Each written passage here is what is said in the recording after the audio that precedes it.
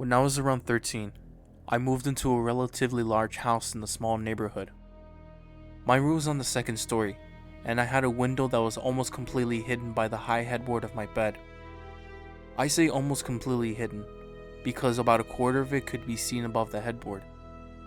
I was, and still am, really paranoid about people watching me, so I would feel uncomfortable at night while on my computer, even though it seemed impossible for someone to look out a window several feet off the ground. Whenever the thought would come into my head, I would take the pillows from my bed and put them on the top of the headboard to cover the window. After a few months of living there, I would sometimes hear tapping.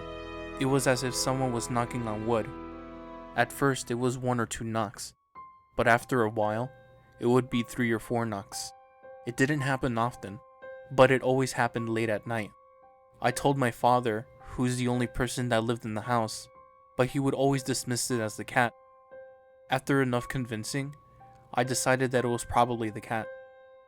After a year passed, with the tapping happening every other day or so, my cat passed away. It was sad because I had her since she was just a kitten, and her passing was very unexpected. She was an indoor cat, and somehow managed to get outside.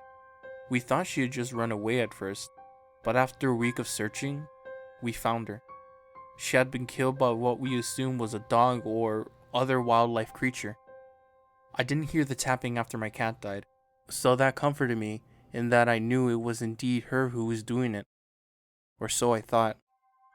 After around a month, I heard the tapping again.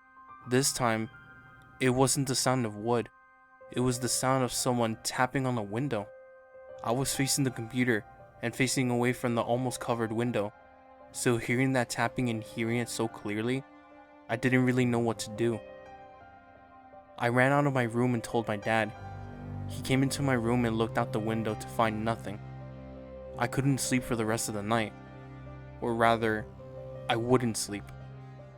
We moved a few weeks later due to my father being promoted and needing to move closer to his work.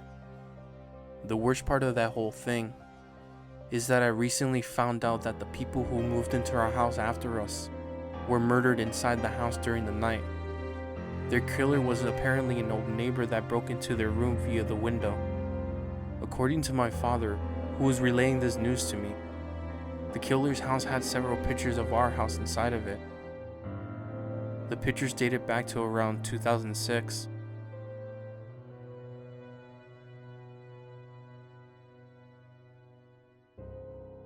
When we still lived in the house.